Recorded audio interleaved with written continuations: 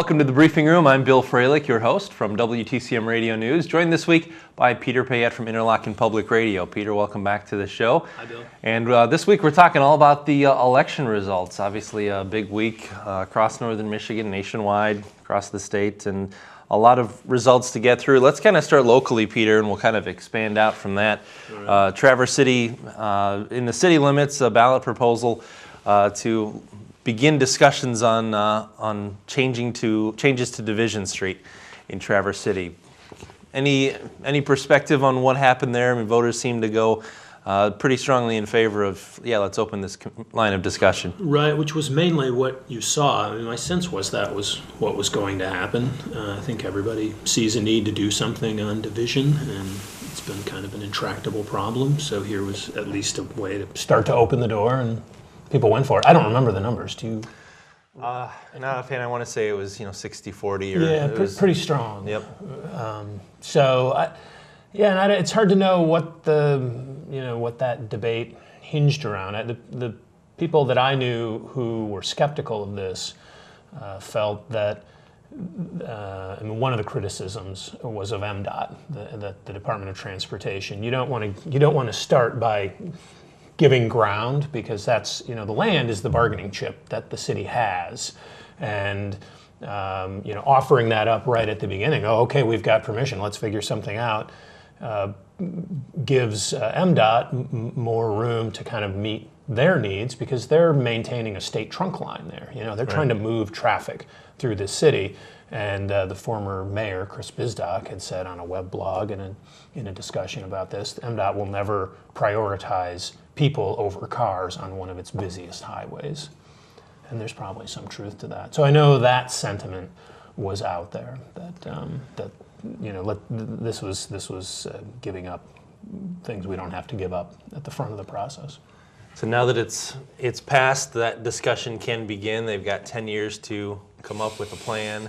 It might be enough time. I hate the idea that this could be a grand vision where we've got to wait 10 years now to actually see something change or something happen. Don't we have to wait 10 years because they just resurfaced it? So it's they won't do anything 10 years out is when the next major construction work would happen on that. We'll find out.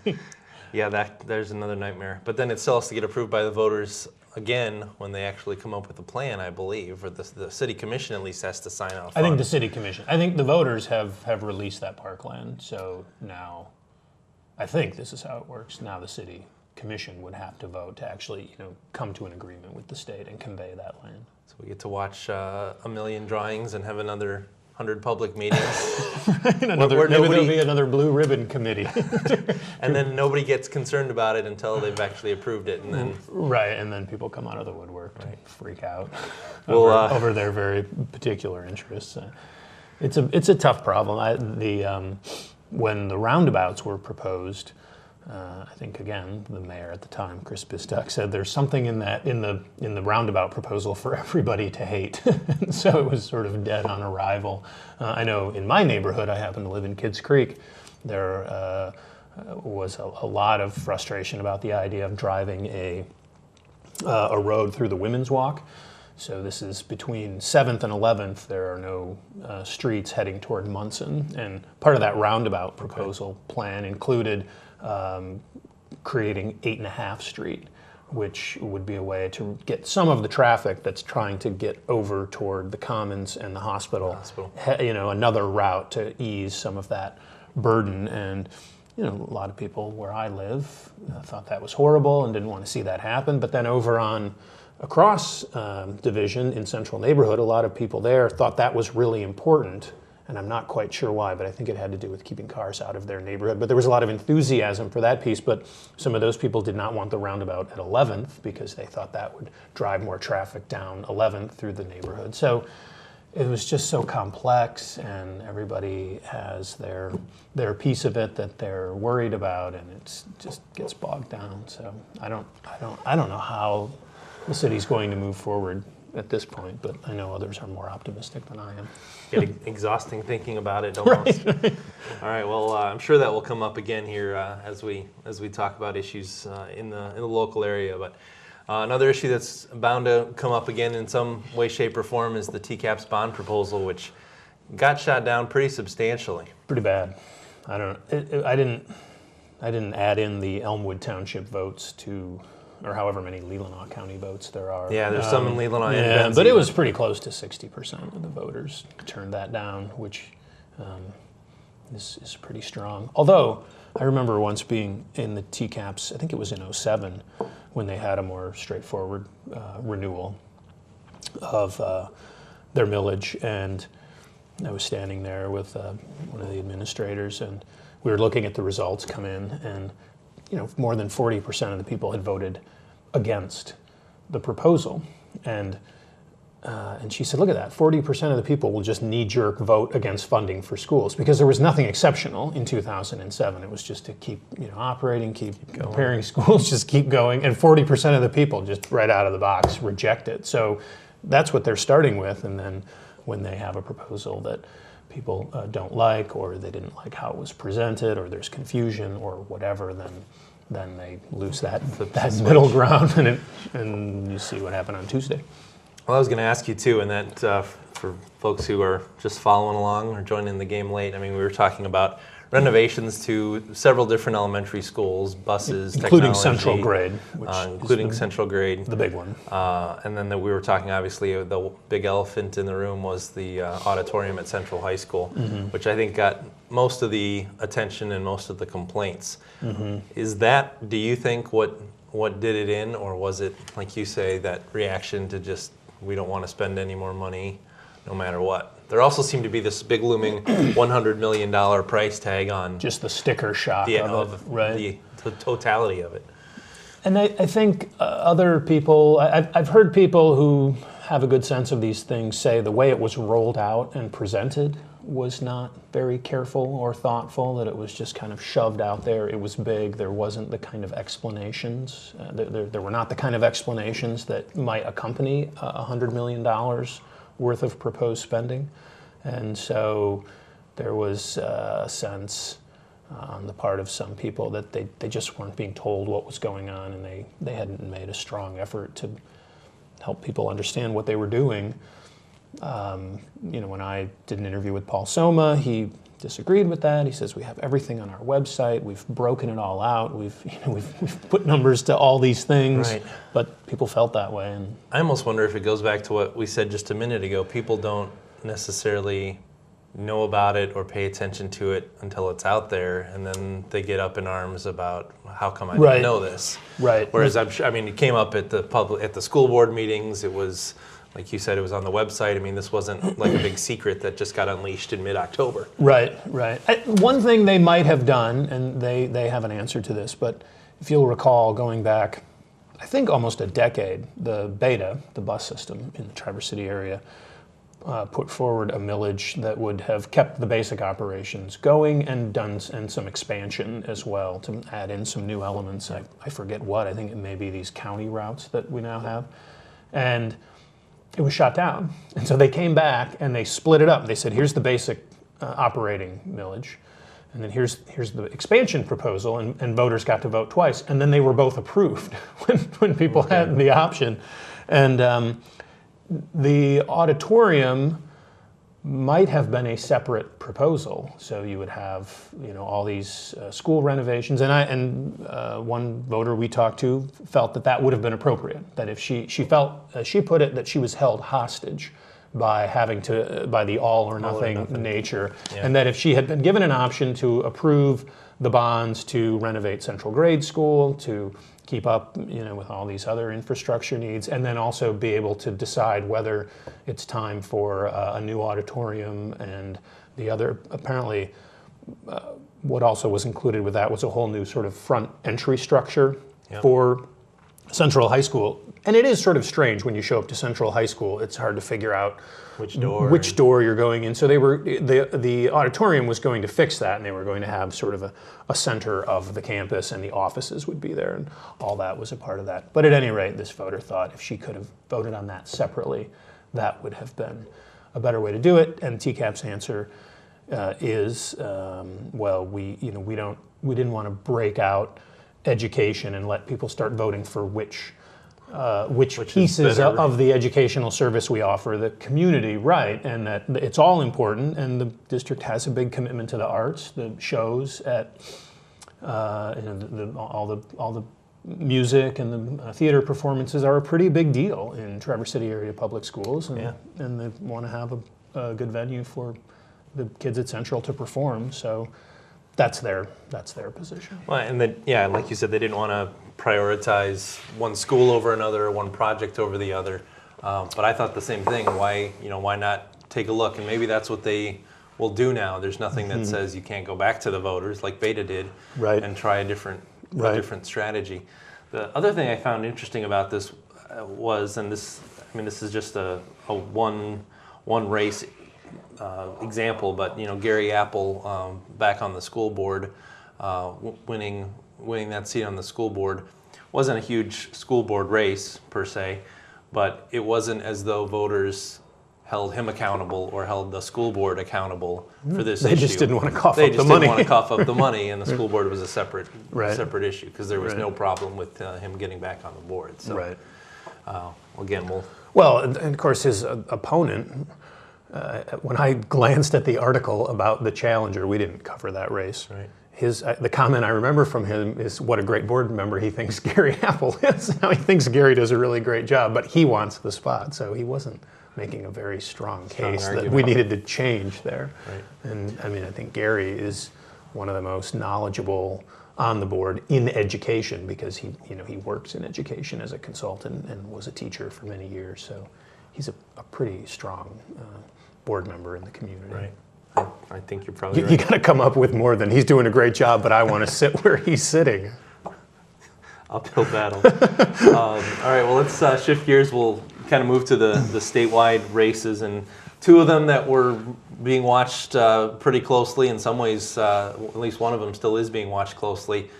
Undecided when I finally went home, and undecided when you came into work Wednesday morning, the 1st Congressional District, Dan Benishek and Gary McDowell. Right. Well, it's only undecided in that Gary McDowell has not conceded. Right. Although I did not hear that they're calling for a recount, and he still is 2,300 votes short of Congressman Benishek. But this one was, I don't know if you watched throughout the night or heard about throughout the night, but 47, 48%, 49, 48, back and forth. There were times when Gary McDowell was ahead by 200, 300, 400, 500 votes, and it started to look like he was pulling away, and then it went back and forth kind of throughout the night. So now McDowell's campaign is saying, well, we've still got military ballots, we've still got provisional ballots to be counted, and then the numbers that you see on AP are not the numbers that add up to what we've got on our hands from all the different counties in the district. Right. Is it 2,300? So we'll see. I don't know. Yeah. To me, there were a few interesting things. I thought the results were quite interesting in the 1st Congressional District. Representative Benishek did not make it to 50%. When I was looking at the numbers yesterday, and now I don't have AP numbers, so I'm using the state site at this point on Wednesday morning, the morning after the election, and he was not even at 49% of the vote. And now I glanced quickly at the numbers this morning, but most of the additions to the total were votes for Gary McDowell. So I'm wondering if he's even lower than 48.5%, which is what the congressman had when last I was doing back of the envelope math, but he was ahead by a few thousand, and the reason is there were these third-party candidates who took, at this point, I think about 14,000 votes went to two other candidates in third parties, a libertarian candidate and a Green Party candidate. But for a congressman to not get, a majority of the people in his district did not want him. They did not endorse his bid for a second term. So, that should give you something to think about in that sort of a situation. Are we ready for a runoff where if you don't get 50%, the top two well, get to go at it again? He's still the winner. It's just worth noting. And in particular, and what was really fascinating to me about those third party candidates was Well, just with a vote so close. I mean, if Ellis Bohl, the Green Party candidate, had not been running, presumably all those Green Party votes would have gone to Gary McDowell, and he would be sitting here the winner today. On the flip side, Emily Salvette, and this is such a bizarre story, I have a hard time even believing it as I tell you, she lives in Ann Arbor. She told me she did not campaign in the district. She was simply on the ballot, and she got 10,000 votes, which was 4 times as many votes as the Libertarian got in 2008. And it was even more, if people might remember, although 2 years ago, Traverse City was not in the district. Still, the district went over toward Bay City. But there was a gentleman, I want to say from Rose City, over toward Alpena, but I think that's right. Glenn Wilson, who ran as an independent, and he had money. He made a TV commercial, at least one that was funny and got a lot of attention. It was really well done. He had a bus that he was traveling around in campaigning. I mean, he was really going for it. He only got 7,000 votes in 08. And so now you have a woman from Ann Arbor who doesn't even come up to the district, and 10,000 people vote for her. Yeah. And I talked to her and another member of the Libertarian Party in Michigan, and they, because you might look at this and think that really hurt Dan Benešek, because he has a, you think of libertarians, you think of minimal government, which is a position that he has. He has advocated for the states to be primarily responsible for the protection of the Great Lakes, not the federal government. That's more of a libertarian position, that the federal government doesn't keep expanding its roles and take away things that should properly be left to the states. And so you might think that it could have cost him, it almost spoiled the election for him. But the libertarians say that they may be taking away votes from Gary McDowell because they take positions. If you think of Ron Paul, they're opposed to all these wars that we fight, and libertarian on social issues like the legalization of marijuana. So they're saying that it's not all those votes for the libertarian candidate weren't simply deductions from Congressman Benešek. But at any rate, it was just sort of bizarre. And here's 14,000 votes that have gone to third-party candidates in a race that is 2,500 votes apart, the major party candidates. Well, it does kind of hint at the fact that something is not sitting well with folks, like you said, in this district who don't want their incumbent congressman to go back. Right. And whether that's is that a byproduct of this expanded first district that McDowell has several counties, or I'm sorry, that Benešek has several counties that he didn't represent last time around because of redistricting. And I think we talked here a few weeks ago too, that prior to the last 6, maybe 12 months, people down in the Traverse City area probably didn't pay much attention to Dan Benešek because he wasn't their guy and nobody really knew who he was. Right. Although Republicans were pretty strong in Grand Traverse County on Tuesday night. Yeah. So I would think, I don't know what the political makeup is of the counties that along the Port Huron side that have been switched out. Yeah, but I don't know either. I would think that we're a little more red over here, be my guess. Debbie Stabenow and Pete Hoekstra, not a close race there. No, I think she did, in the Grand Traverse County results, she did the best of any Democrat, I believe. I think that was the case, that, compared to McDowell and Obama and Betsy Kafia, I think Stabenow had the largest percentage of voters it was in her race.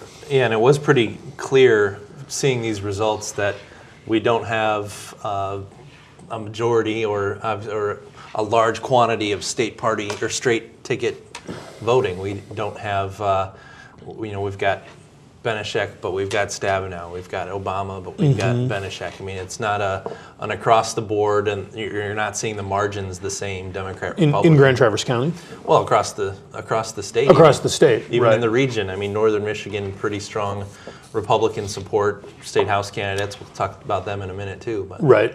Yeah, Obama couldn't carry anyone along with him this time, as he did in 08. The notion of that, the state house races, The closest one right to our west here in the 101st District, Benzie, Leelanau, Mason, and Manistee counties. 1,000 votes there.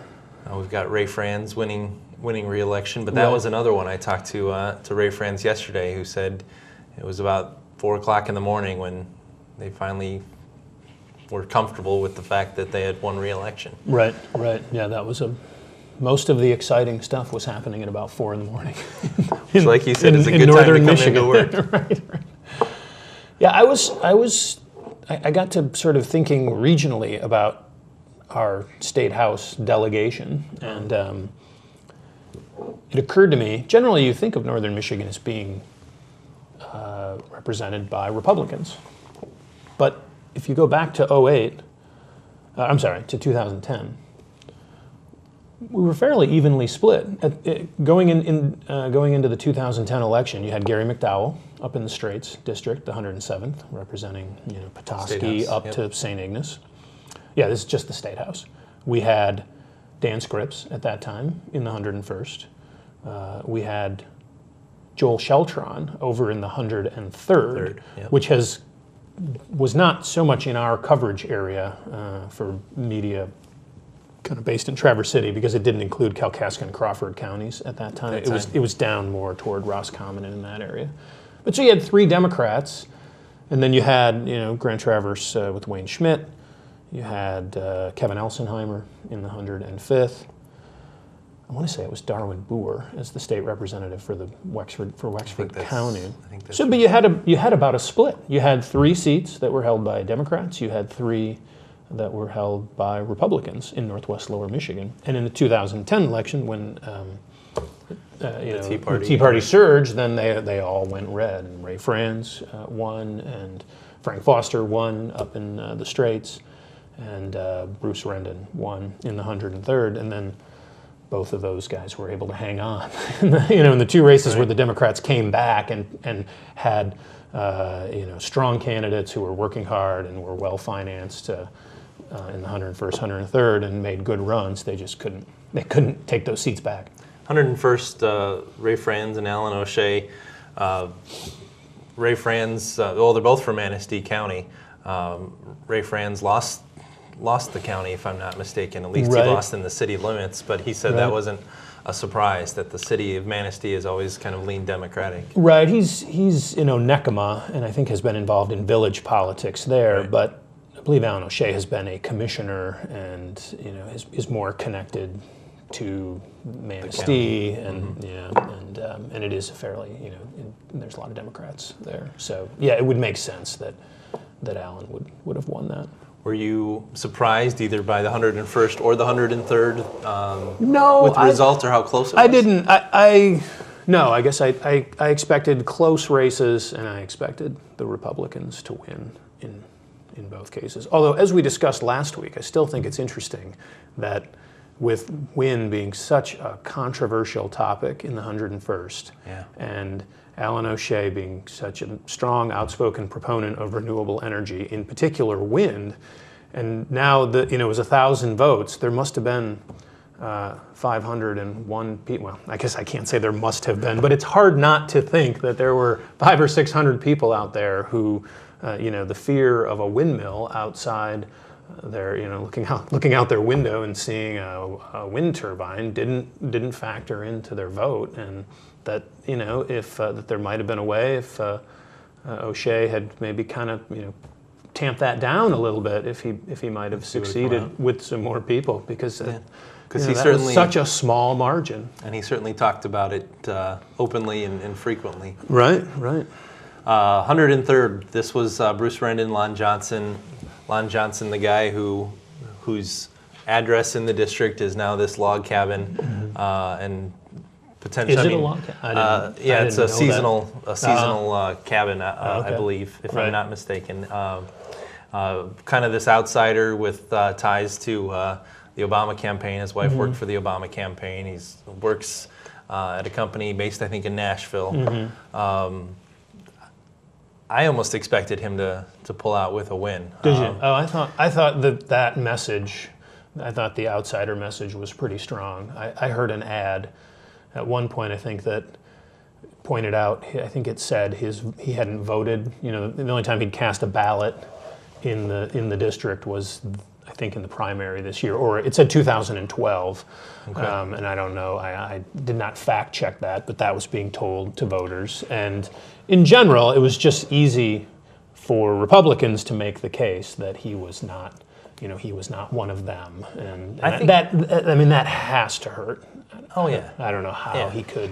I don't know. It's hard to see how he could overcome that. I don't know the answer to it. Obviously, he didn't overcome it, but is that the factor? And again, this was a race. I mean, as I was watching returns come in at 10, 11, 12 o'clock at night, it was 50-50. Yeah, it was, by the end of the night, it was, I think, 53-47 or something in favor of Bruce Rendon. But as the night went on, it was 50-50. Lon Johnson was, I think, maybe even ahead at one point for a brief time. Right. And just this notion of maybe is it the campaign, is it the spending? Because Lon Johnson had an ad on every night of the week for the last probably 2-3 weeks, it seemed. And he was spending the money. Right. Well, though I think Rendon probably outspent him. And the Michigan Campaign Finance Network numbers that came out the week going in, Rendon had raised more money than Lon Johnson. Rendon had raised those together. They had raised more money than any state house district. In any state house district in Michigan, including a very competitive race down around Ann Arbor, like a suburban district around Ann Arbor. So where people have a lot more money. The 103rd those are some of the poorest counties in the state of Michigan. And so all this money was being poured in, but Rendon had raised over $300,000, his committee, and I don't think any other candidate in the state of Michigan going into the final week had raised that much money. And then PACs were just pouring in and buying the ads. And so, it was a big spending race. Well, this is purely anecdotal personally. Maybe it's the TV shows I watch. But all I saw it seen were Lon Johnson ads, and I didn't see much of anything. Obviously raising it and how you spend it are two different things potentially. Right. But I heard a lot of radio ads from I did hear that. PACs supporting Rendon. So maybe they were focusing more on radio than TV. Anybody's guess. Anybody's it's a big, guess. But it's a big financial it is, gain. I got to say, I think we commented on this too regarding the first congressional, but this is especially true of the 103rd, that here's a race where the candidates have raised more than $500,000, and PACs are buying ads all over, left and right. The head of the Michigan Campaign Finance Network said to me that going into that last week, some of those PACs were in a position to drop 6 figures on a race if they thought it would make a difference. And there's almost no news coverage at all about this race. When I got my feature story on, I think the week before, last week, so I got it on in the week before the voting, I Google searched to see who else had reported on the 103rd, and I found the Cadillac newspaper had published a Q&A where they posed the same questions and then printed the answers. Yep. And a TV station, maybe 7 and 4, had done a short piece that didn't really tell you much. And there was the Center for Michigan, the Truth Squad, had fact-checked a couple of ads that were being run, and that was it. That was it. So you have people being fed, force-fed TV and radio ads and mailers, and there's no news coverage really to speak of at all, which is is a little scary. Yeah, well, it is hard. Like you said, they're kind of out in the dead fringe zone of the coverage area. They don't really have a media market devoted. They don't, and there are little papers. I mean, the Crawford Avalanche, and maybe those outlets are doing reporting and they don't have a strong web presence, but I would think if they're doing substantive reporting, they would also get it up online, and I would have found it in my searching, but maybe not. So maybe there was a little more. But in any event, given that it was by the dollar standard, the most contested race in the state of Michigan, there wasn't much coverage. Well, we'll obviously have more to come as the new year takes shape and those folks make their way into office, or in most cases back to office. Right. Maybe, as you said before we started, a lot of money spent and not a lot has changed. Right. Although they did repeal the emergency manager law. They did do that. They did do that. That group was successful. Well, we are out of time. Don't wish we had more time to get into all 6 of those state ballot proposals, but we appreciate you joining us for the briefing room this week. I'm Bill Froehlich, and thanks to Peter Payette from Interlochen Public Radio. We hope you'll join us again next week here on the show. Have a great week.